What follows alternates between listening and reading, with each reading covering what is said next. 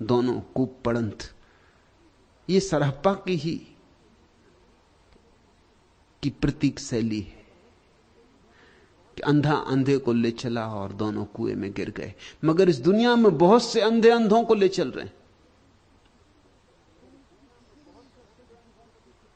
तुम इसकी फिक्र ही नहीं करते कि जिसके पीछे तुम चल रहे हो उसको दिखाई भी पड़ता है।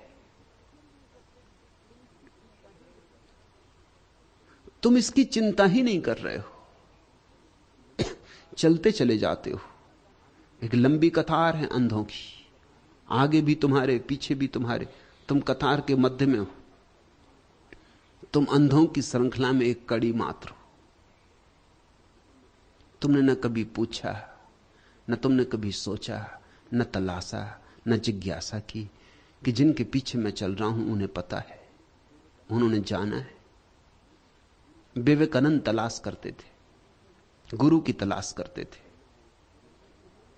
और जिसे भी जानना हो उसे गुरु की तलाश ही करनी होगी। उस तलाश में वो बहुतों लोगों के पास गए, रविन्द्रनाथ के दादा के पास भी गए।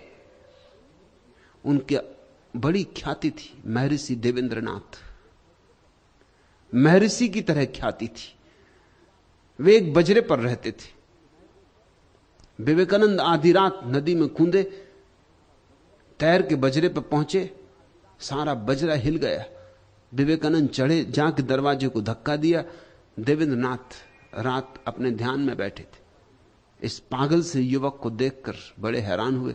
कहा, किस लिए आए हो युवक, क्या चाहते हो? ये कोई समय है आने का? विवेकानंद ने कहा कि समय और असमय का सवाल नहीं है, मैं ये जानना चाहता हूं ईश्वर है? ये बेवक्त आधी रात का समय, ये कोई पूछने की बात है?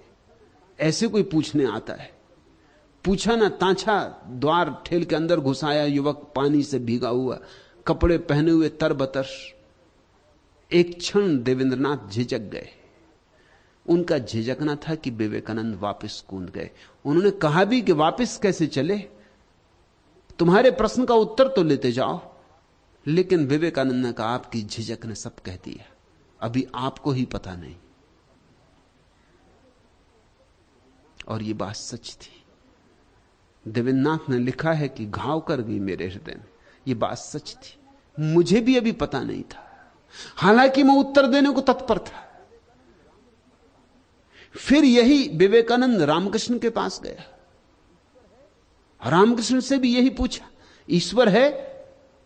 फर्क देखना कितना फर्क है महर्षि देवेंद्रनाथ के उत्तर में और रामकृष्ण के। पूछा, ईश्वर है? रामकृष्ण ने एकदम गर्दन पकड़ ली विवेकानंद की और कहा कि जानना है, अभी जानना है, इसी समय जानेगा। ये विवेकानंद सोच के ना आए थे कि कोई ऐसा करेगा, कोई ईश्वर को जनाने के लिए ऐसी गर्दन पकड़ ले एकदम से और कहे कि अभी जानना है, इसी वक्त तैयारी है। खुद झिझक गए। कहां झिझका दिया था देवेंद्रनाथ को, अब झिझक गए खुद। और रामकृष्ण कहने लगे, ईश्वर को पूछने चला है तो सोच के नहीं आया कि जानना है कि नहीं। और इसके पहले कि विवेकानंद कुछ कहें, रामकृष्ण तो दीवाने आदमी थे, पागल थे। पैर लगा दिया विवेकानंद की छाती से और विवेकानंद बेहोश हो गए। 3 घंटे बाद जब होश में आए तो जो आदमी बेहोश हुआ था वह तो मिट गया था, दूसरा ही आदमी वापस आया था। चरण पकड़ लिए रामकृष्ण के और कहा कि मैं तो झिझक रहा था, मैं तो उत्तर न दे सका, लेकिन आपने उत्तर दे दिया। सदगुरु की तलाश। लेकिन पंडित सदगुरुओं के जैसे ही वचन बोलते हैं, उससे सावधान रखना। खोटे सिक्के बाजार में बहुत है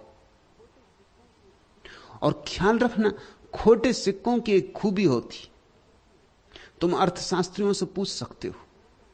अर्थशास्त्री कहते हैं खोटे सिक्के की एक खूबी होती कि अगर तुम्हारे जेब में खोटा सिक्का पड़ा हो और असली सिक्का पड़ा हो तो पहले तुम खोटे को चलाते हो। खोटे सिक्के की खूबी होती कि वो चलने को आतुर होता है। अक्सर ऐसा होगा, तुम्हारे जेब में अगर 10 का एक नकली नोट पड़ा और एक असली, तो तुम पहले नकली चलाओगे ना। जब तक नकली चल जाए अच्छा, और जिसके पास भी नकली पहुंचेगा वो भी पहले नकली ही चलाएगा। तो नकली सिक्के चलन में हो जाते हैं, असली सिक्के रुक जाते हैं। नकली सिक्के चलने के लिए आतुर होते हैं। इस जगत में पंडित, मौलवी, पुरोहित खूब चलते हैं, सस्ते भी होते हैं, सुविधापूर्ण भी होते हैं, सांप्रदायिक भी होते हैं, भीड़ के अंग होते हैं, परंपरा के समर्थक होते हैं, रूढ़ी अंधविश्वासों के हिमायती होते हैं। तुम्हारी जिंदगी में कोई क्रांति लाने की झंझट भी खड़ी नहीं करते, सिर्फ सांत्वना देते हैं। घाव हो तो एक फूल रख देते हैं घाव पर कि फूल दिखाई पड़े।